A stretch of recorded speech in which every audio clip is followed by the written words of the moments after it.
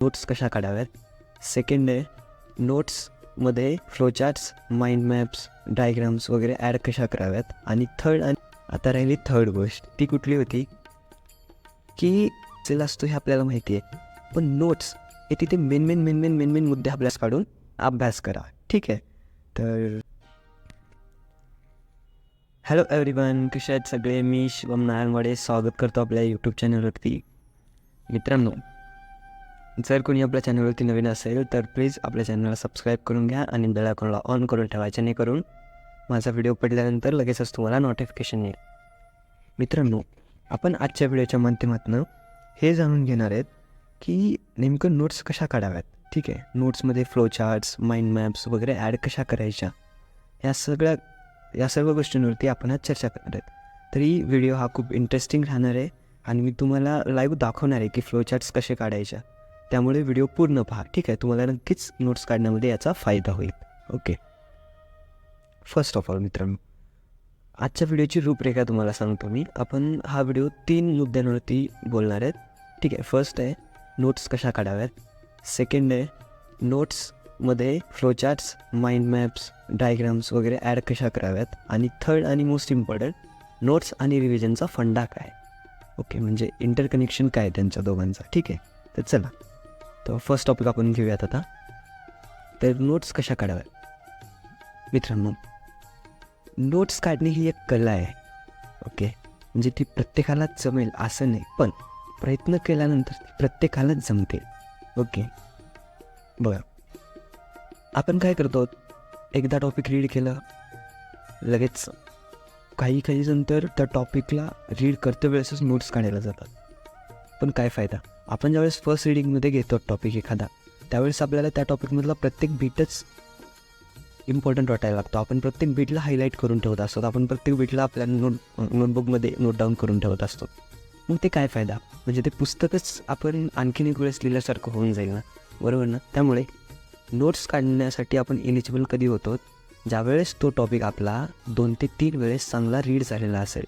त्या टॉपिकची म्हणजे ते टॉपिकचा कंटेंट तुमच्या डोक्यामध्ये फिक्स झालेला असेल की नेमका टॉपिक कशा रिलेटेड आहे. त्यावेळेस तुम्ही एलिजिबल असतो की त्या टॉपिकच्या आता तुम्ही नोट्स काढू शकतो. ओके, मग हा पार्ट काय की तुम्ही तो टॉपिक 2 वेळेस 3 वेळेस कंप्लीट चांगलं रीड केल्यानंतर नोट्स काढायला घ्या. ठीक आहे. आता नोट्स काढते वेळेस काही गोष्टी लक्षात ठेवायच्या. ते कुठल्या. तर नोट्स काढते वेळेस ना, असं पूर्ण अक्षरांमध्ये नोट्स नाही काढायच्या. म्हणजेच काय, आता समजा आपण राष्ट्रपती या टॉपिकवरती नोट्स काढत आहेत. ओके, पॉलिटीमधला. तर राष्ट्रपती या टॉपिकवरती नोट्स काढते वेळेस आपण असं लिहितो का, राष्ट्रपतीचा कलम हा आहे, राष्ट्रपतीला एवढे अधिकार आहेत, मग ते सगळे अधिकार त्याच्या खाली, मग त्या अधिकारमध्ये आणखीन कुठले क्लॉज आहेत ते सगळे आपण तिथे लिहिणार नाही. असं नका करत जाऊ. नोट्स म्हणजे कसे असावेत, तुमचे 10 पेजेस एका पेजमध्ये किंवा जास्तीत जास्त 2 पेजमध्ये कम्प्रेस व्हावे. ओके, अशा पद्धतीने नोट्स काढा. आता ते कसे काढतात, त्यावेळेस तुम्ही 2 ते 3 वेळेस तो टॉपिक रीड करायला ना, तुम्ही त्या सिच्युएशनला असणार की ते टॉपिकला तुम्ही एकदम कम्प्रेस करून म्हणजे तुमच्या नोटबुकमध्ये तुम्ही लिहू शकता. ओके, त्यामुळे टॉपिक 2 ते 3 वेळेस कंप्लीट ध्यान देऊन पूर्ण वाचून घ्या. टॉपिक तो समजून घ्या. ठीक आहे. मग तो कम्प्रेस करा 1 ते 1.5 पेजेसमध्ये. ठीक आहे. ते केल्यानंतर आता आपल्या नोट्सवर आपल्याला विश्वास ठेवायला पाहिजे. ठीक आहे का. आपण काय करतो, आपले नोट्स असते वेळेससुद्धा आपण दुसरं काहीतरी प्रेफर करतो, ते नोट्स बघतो, मग आपल्याला ते चांगले वाटतात, मग लगेच आपण आपल्या नोट्सवरती डाऊट घ्यायला लागतो. नाही, असं नका करू. ठीक आहे. म्हणजे तुम्ही काढलेल्या नोट्सवरती तुमचा विश्वास असला पाहिजे फर्स्ट ऑफ ऑल. ओके, जेणेकरून तुम्ही ते रीड केल्यानंतर आणखीन तुमचा कॉन्फिडन्स बिल्ड होईल. राईट ना. आणि नोट्समध्ये ना फुल स्टॉप, कॉमा, एक्सेट्रा अशा गोष्टीवरती तर लक्ष देऊ नका. म्हणजे पूर्णच सोडून नका टाकू, पण म्हणजे जास्ती करून त्याला एकदम असं चांगल्या पद्धतीने करणे किंवा म्हणजे समजत आहे ना मी काय बोलत आहे, म्हणजे ॲक्युरेट येणे असं काही नाही. तुम्हाला तुमचे नोट्स समजले पाहिजे. ठीक आहे. अशा पद्धतीने काढा. आता राहिली गोष्ट सेकंड की नोट्स काढल्यानंतर आता त्यामध्ये फ्लो चार्ट्स आणि माइंड मॅप्स कसे ॲड करायचे, ठीक आहे.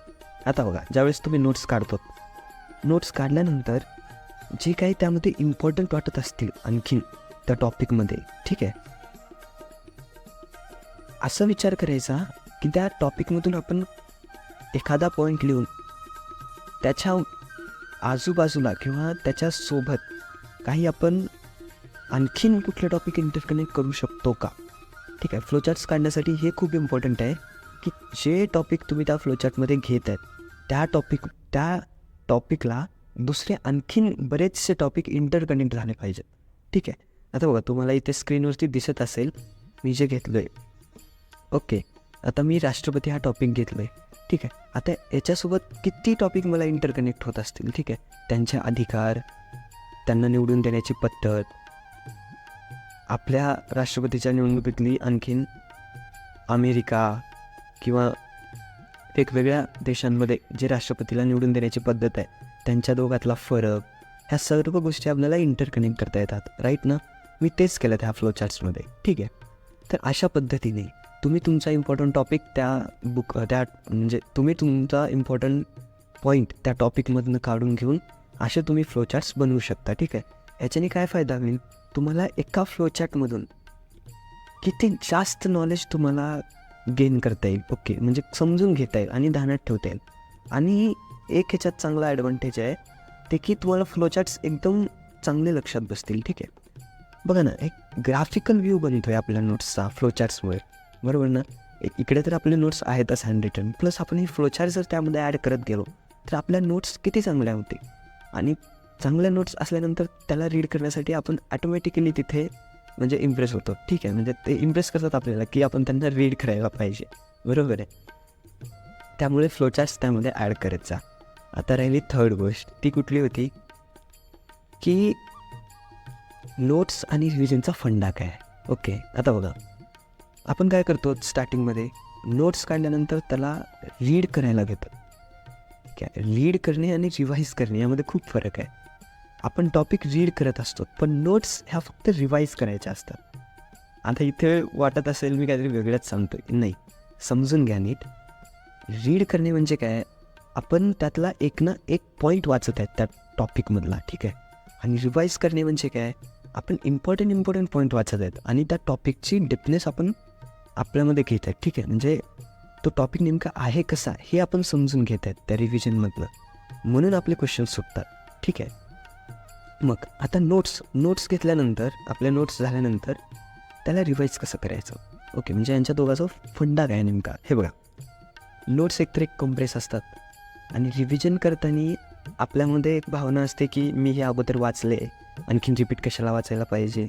त्यामुळे नोट्समुळे काय होतं, आपण ते पूर्ण टॉपिक वाचलेला असतो हे आपल्याला माहिती आहे, पण नोट्स हे तिथे मेन मुद्दे आपल्याला सांगत असतात, बरोबर ना.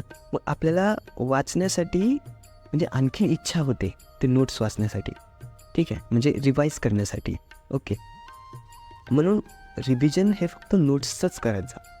त्यामुळे रिव्हिजन करण्यासाठी नोट्स इम्पॉर्टंट आहेत आणि नोट्स काढण्यासाठी टॉपिक 2 ते 3 वेळेस चांगलं वाचणं इम्पॉर्टंट आहे. म्हणजे फ्लो कळतोय का तुम्हाला, सायकल कशी आहे अभ्यासाची. म्हणजे हा एक टॉपिक आहे, तो तुम्ही 1 ते 2 वेळेस रीड करायचा, रीड केल्यानंतर त्याचे नोट्स काढायचे कम्प्रेस करून, नोट्स काढल्यानंतर ते रिवाईज करायचं, संपला. एवढं जर तुम्ही मन लावून केलं ना, कुठलेही क्वेश्चन्स तुमचे नाही सुटणार मला सांगा. आणि कसे नाही सुटणार, ठीक आहे. एवढ्या प्लॅनिंगनी जर तुम्ही अभ्यास केला तर तुमचे क्वेश्चन्स कसे नाही सुटणार, पण एकदम लक्ष देऊन, ठीक आहे. आपला 100% आपण देणार तिथे, तरच आपल्याला रिझल्ट दिसतो, बरोबर.